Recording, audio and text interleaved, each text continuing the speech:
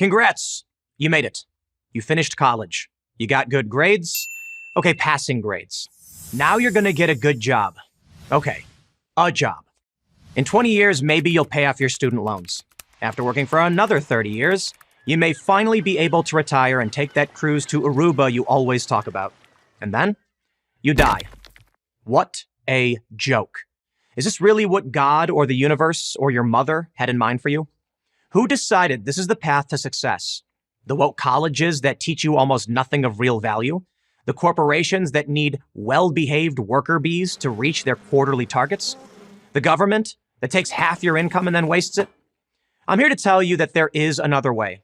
I know, because I'm living it. I dropped out of high school at 14.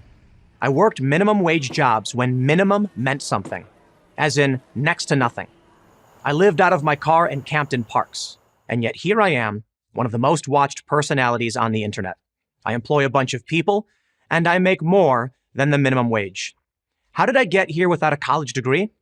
As someone once said, I never let my schooling interfere with my education. My parents owned a coffee house in Chicago.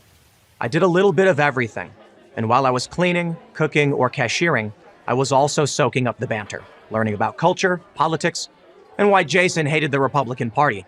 That was my education. I didn't have some grand plan for my life.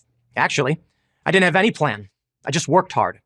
Whether I was handing out extra crispy fries at the drive-thru window or freezing my ass off hauling luggage at O'Hare, I was always excited about what I was doing because I knew my next job and the one after that would be better. In my early 20s, I began a career in activism. I fundraised on behalf of Greenpeace and other environmental nonprofits, and I was damn good at it. In fact, I was always one of their top fundraisers. But I walked away when I discovered that the green these organizations claimed to care about was not the environment. Around that time, rumors began circulating on the internet about something called Occupy Wall Street. The plan was for thousands of people to storm the streets of New York because they felt that the rich were being bailed out during an economic crisis they caused. Meanwhile, the middle class and the poor were being crushed. It seemed interesting, so I thought it was worth checking out. I bought a round-trip bus ticket to New York, planning to stay there for a week. I stayed 6 years. Multiple times a day, I would live stream and post photos of what was happening. When the epicenter of the protest at Zuccotti Park was raided by the police, I began what became a 22-hour straight live stream. Time magazine picked up my story. My career in media had officially begun. I was receiving phone calls, emails, book offers from every media organization you can probably think of.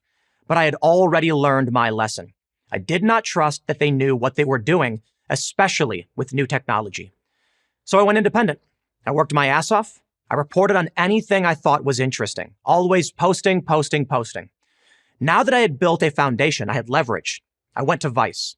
I didn't ask them for a job. I told them the job they would make for me. They agreed. But as corporate media began to change and embrace the cult-like ideology of wokeness, I realized I couldn't stay there. If I wanted to tell the truth, I had to do it myself.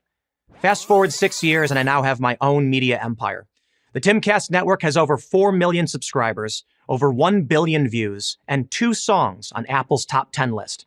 And yeah, I'm still working my ass off. In short, I trusted myself more than I trusted my teachers or my managers or the people running the companies I worked for. Whatever value they assigned me, represented by a report card or a title or a paycheck, wouldn't have an impact on my success. How about you? Do you believe in yourself enough to chart your own course so that you can one day do what you really want to do? For me, it's working for myself. For you, it could be getting to the C-suite of a Fortune 500 corporation, or staying at home and raising a family, or becoming a cattle rancher. There are a million good options. I'm not going to make any judgments about what you want to do. My life-changing advice? Well, sorry, I don't have any, except maybe this. Work, keep working, and then work harder. I figured it out. Your turn. I'm Tim Pool, host of Timcast for Prager University.